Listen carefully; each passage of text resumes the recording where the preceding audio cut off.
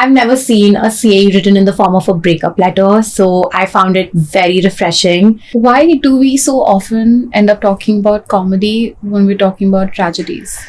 Like, why did Aristotle decide to write about these two topics and not anything else? If you can't laugh at what's going on, then you're going to be crying about it. And personally, I'd rather be laughing than crying. I was just like, took the words right out of my mouth. We're so insane. I love that.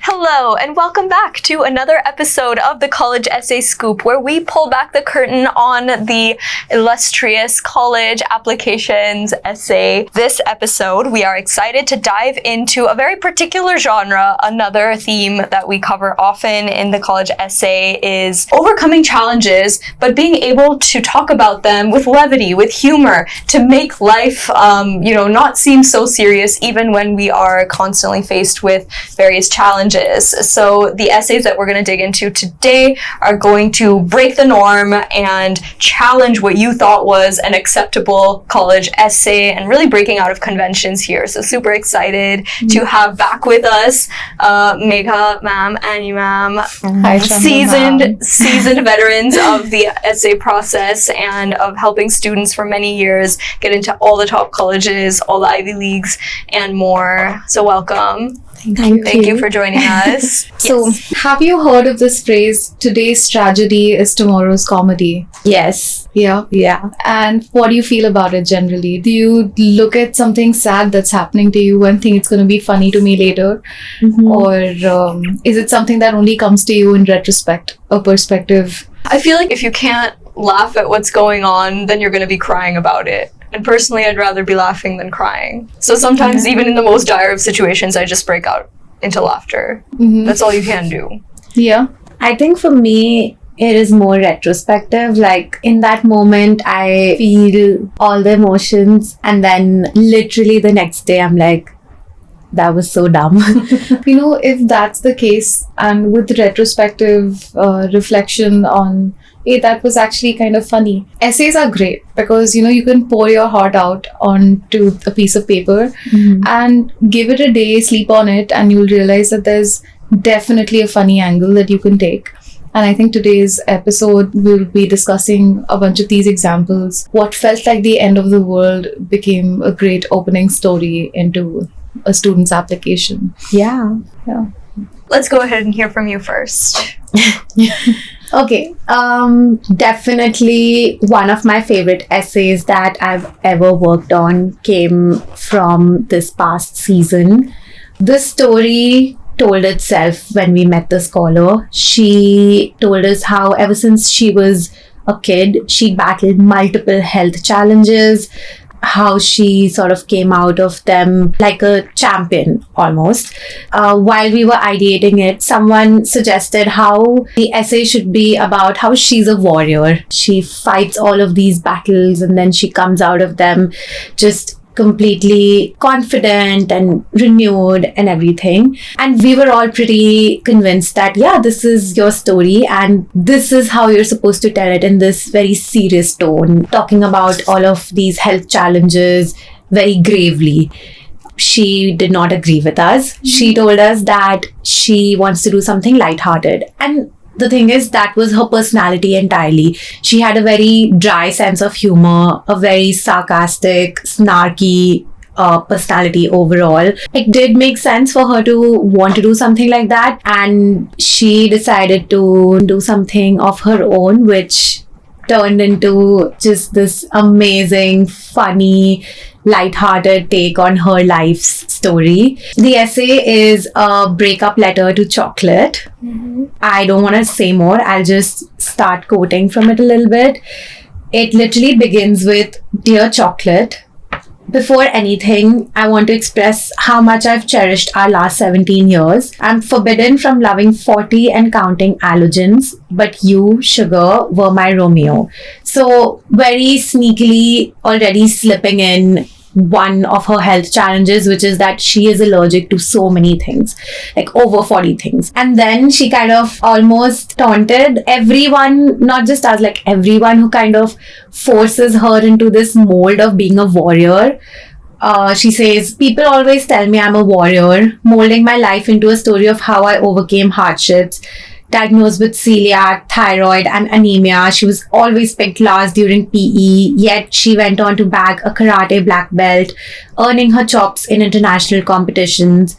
Through sheer determination and grit, she fought against all odds and won. And then she kind of subverts that by saying, I can picture you snickering at my supposed soldier status. I laugh too. So, yeah, she was like shading everyone who kind of turns her life into this sob story. Then she goes on to say, chocolate. Ours was love at first taste. No wrappers of allergy and blood tests. Doctors and parents were enough to come betwixt us.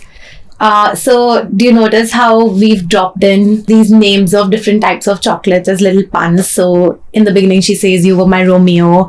Then she says, I can picture you snickering. Then she says, instead of between us, betwixt us. That just added so much. It elevated the draft so much. She goes on to talk about some of her challenges, about how she switched schools before 10th grade. But then again, she says, they called me brave for switching schools before 10th grade. My transition was anything but smooth. And then she talks about how she worked really hard to kind of just come to terms with an entirely new curriculum and with an entirely different set of people around her. And she credits her success to chocolate, saying that in the comfort of your presence, I worked hard and excelled in those first semester exams. And then she goes on to say how she knows that, she's not a warrior, but a lover. So it's not a desire to fight that keeps her going, but chocolate at the end of a day, just waiting for her. And she quotes, behind every great woman is a slab of milka.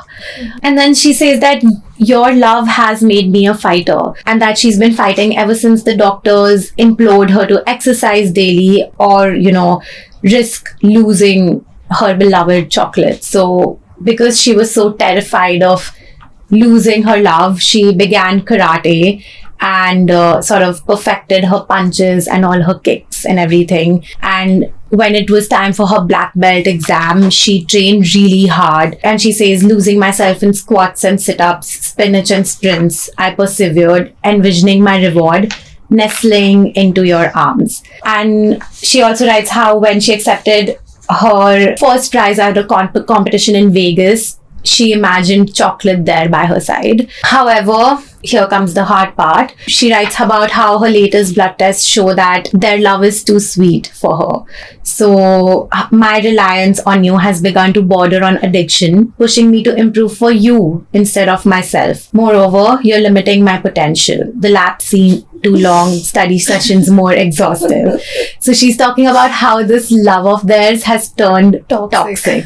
So, and then suddenly this really sweet, pun intended, light-hearted essay takes a more mature tone. So she writes about how I fought everyone and everything to be with you. Now I must fight myself to be without you. She talks about how she struggled with many changes in her life so far and how she's lost many relationships. Ever since I received my first diagnosis, I've had to break off countless pieces of my heart like Kit Kats. But I've adapted through my resilience and will to heal day by day, minute by minute. She kind of switches the tone and talks about how it seems ridiculous to claim that this is the worst pain I've ever felt. It makes me think that maybe all kinder joy is borrowed. Everyone knows the consequences of falling in love, but they fall anyway. And it just, while reading this, I was so taken aback because it just seemed very surreal that this was coming from a 17-year-old student. Like, it made me reflect on my relationships and just over my life in general. She goes on to write how today we'll share one last Hershey's kiss. I don't know if I'll have the courage to slip this letter in your aluminium-lined pocket and walk away. And then she writes about how I've always wondered, would it have been easier if I'd known about your dangers sooner? So her entire profile was predictive healthcare, health tech. So she sort of slipped this little line in, which doesn't seem really out of place here, but kind of connects with the larger profile as you dive deeper into it. And then she closes with, if I'd never fallen for you, maybe I'd be running the longer lab already, studying without losing focus. We'll never know, but I'll hold the love you gave me close, remembering to find bliss in our memories and not regrets in what ifs. Maybe I am a warrior, your ex-lover.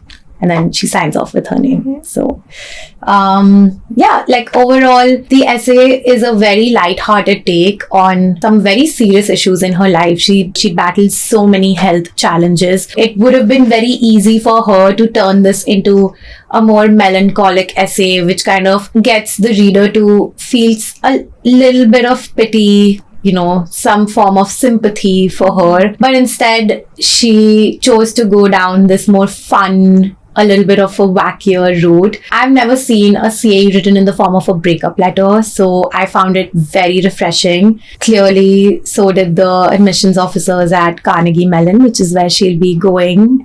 She'll be studying computer science there. So again, I think it was a lot of anti-stereotyping through the essay, like a hardcore CS major writing something so profound. Why do we so often end up talking about comedy when we're talking about tragedies?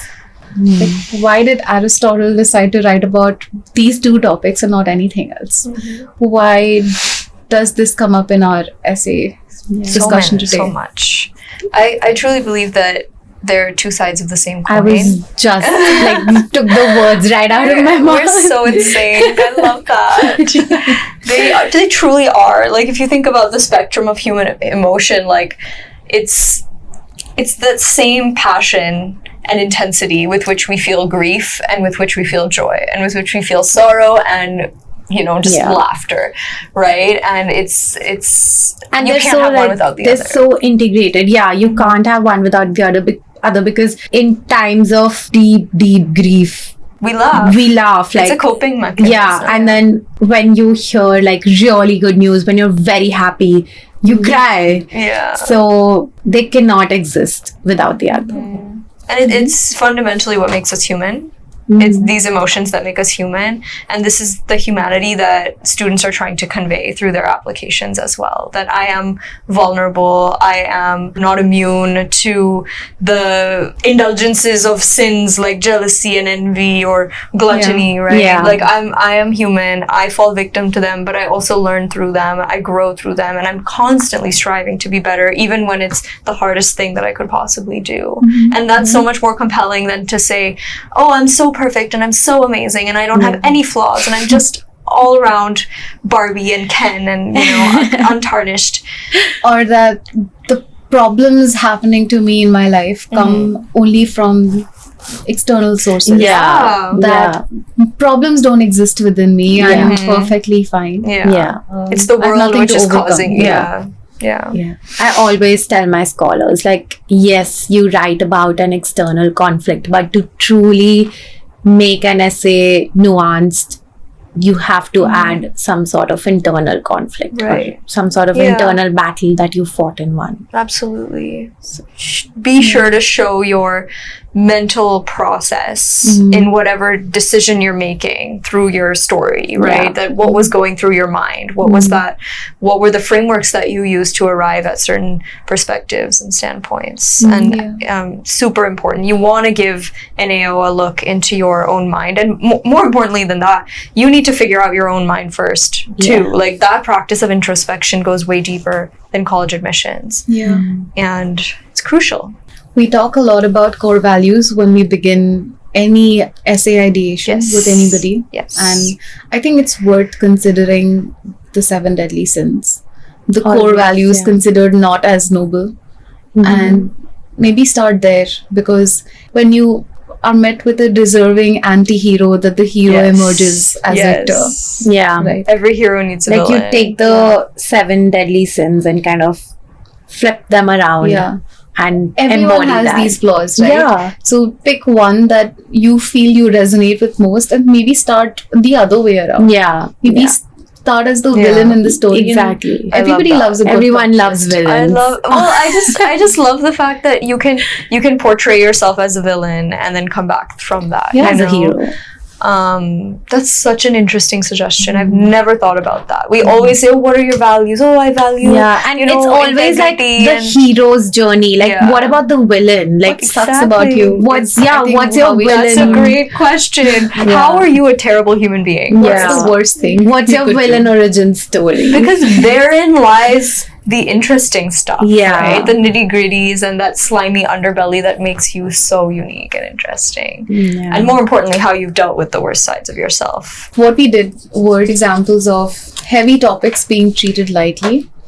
Let me do an example of a light topic being treated very seriously, and I want you to actually guess what this is about. Got it. Okay, so here it goes. Born in the fiery depths of a 1500 degrees Fahrenheit oven, molded from a mixture of clay and graphite, equipped with a weapon of lead as dark as the endless void, I am the ruler of the skies and the heavens above.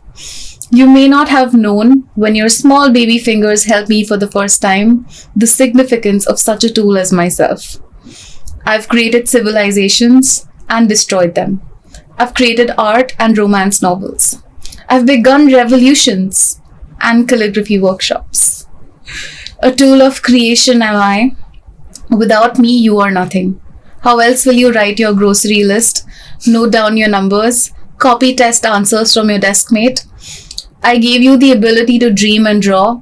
Even though I suffered endlessly from those sharp daggers that peeled my skin relentlessly, I never gave in and snapped my blade. My duty and service will forever be glorified by the heroes of Valhalla. I think we should ask the viewers to put it in the comments because I know what it is. You know what it is? Yeah, it's pretty obvious. Yeah. But I love that. What is this from? It's a student who wrote this in a 10-minute writing challenge. That's really cool. Okay, another very interesting hack to get yourself out of a creative funk. This is a pen. Assume I have eliminated the word pen from vocabulary for good. How are you going to describe this? It's a writing instrument, but you cannot use the word pen. Yeah. It is a blue covered ink holder. It is a messenger of my hopes and dreams. Yeah. It is an unerasable tool. Yeah. Yeah, so That's push true. yourself to think and come up with as many. Give yourself a 2-minute time limit. Fake urgency. Urgency is a great way of getting creativity out. That's what got that passage out of the student in a 10-minute That's challenge. so cool. We always say like Yeah. constraints liberate creativity. Like the more specific constraints you have, the more interesting and the more creative you have to Yeah.